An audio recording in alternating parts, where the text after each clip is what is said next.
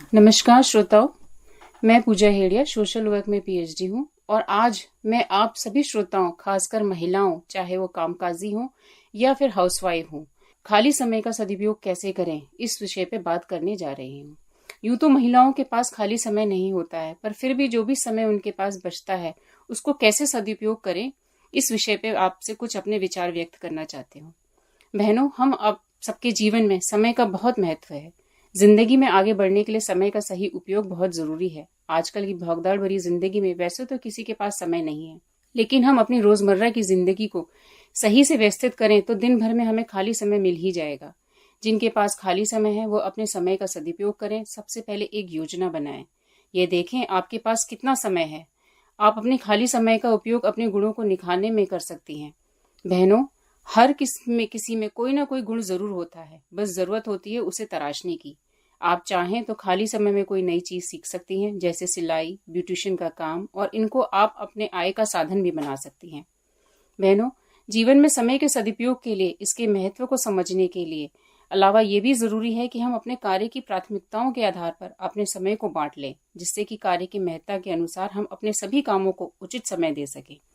लगातार काम भी हमें शारीरिक और मानसिक रूप से थका देता है, इसलिए जरूरी है कि बीच बीच में थोड़ा भी आराम भी कर लेना चाहिए, क्योंकि थोड़ा आराम भी हमारे स्वास्थ्य के लिए जरूरी होता है।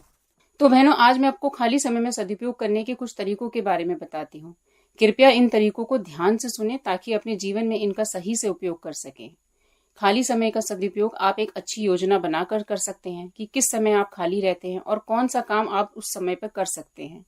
काम करते समय आप तनाव महसूस करते होंगे, ऐसे ही में यदि आपको कुछ खाली समय मिल जाए तो आप इस समय का प्रयोग अपने तनाव को दूर करने में भी कर सकते हैं। इससे आप फिर अपना अपना पूरा काम मन लगाकर कर सकते हैं।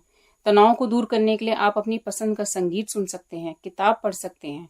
अपने खाली समय का सदुपयोग आप किसी रचनात्मक कार्य के लिए भी कर सकते हैं। रचनात्मक कार्य करने से अच्छा लगेगा और कुछ नया सीखने को मिलेगा। खाली समय का सदुपयोग आप पेंटिंग बनाकर, गाना गाकर या डांस करके भी कर सकते हैं।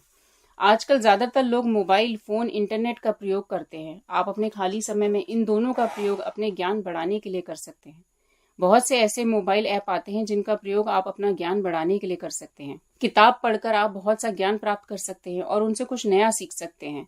तो अपने अच्छा सदुपयोग आप अच्छी किताबें पढ़कर भी कर सकते हैं। बहुत से ऐसे मनपसंद कार्य होते हैं जो हमें बहुत पसंद होते हैं और ये हमारी हॉबी बन जाते हैं। खाली समय का अच्छा उपयोग हम ऐसे ही कार्य कर सकते हैं। बहुत से ऐसे दोस्त या रिश्तेदार होते हैं जिनसे हम बहुत दिनों तक नहीं मिल पाते और ना ही फोन पर बातें कर पाते हैं। तो आप अपने खाली समय में अपने ऐसे ही दोस्तों और रिश्तेदारों से फोन पर बात कर सकते हैं और अगर वे पास में नहीं रहते हैं तो उनसे जाकर मिल भी सकते हैं। इस तरह से आपके रिश्ते भी अच्छे होंगे और आपके खाली समय का सदुपयोग भी हो जाएगा। अपने खाली समय में यदि आप डायरी लिख सकती हैं, यदि आपको लेख या कविता लिखने का शौक है तो अपने खाली समय में आप लिख सकती हैं। लिखना सेहत के लिए भी काफी फायदेमंद होता है, क्योंकि बहुत सारी ऐसी बातें होती हैं जिन्हें हम किसी को नहीं बताते। उन बातों को अपनी डायरी में लिखकर अपना अच्छा महसूस करेंगी।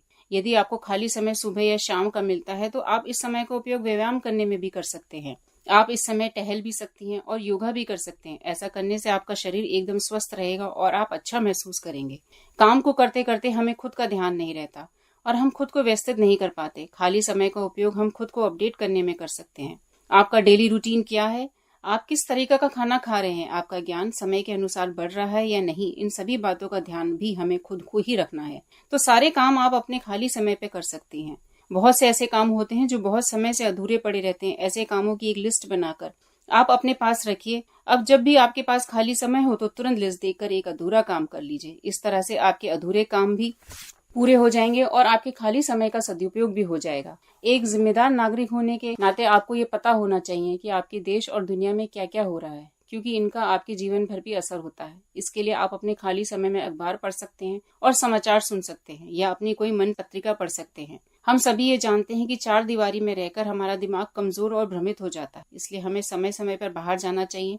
खाली समय में बाहर घूमने जा सकते हैं, जिससे उसके रोज के रहन सहन और माहौल में सकारात्मक ऊर्जा का संचार होता है। घूमने के लिए जरूरी नहीं कि आप कहीं दूर जाएं, बल्कि आसपास के पार्क, बगीचों में जाकर अपना वक्त बिता सकते हैं। हाथ से बनाई गई चीजों को क्राफ्ट कहते हैं। आज के समय में क्राफ्टिंग बहुत मशहूर है। इससे दिमाग वालों का काम माना जाता है।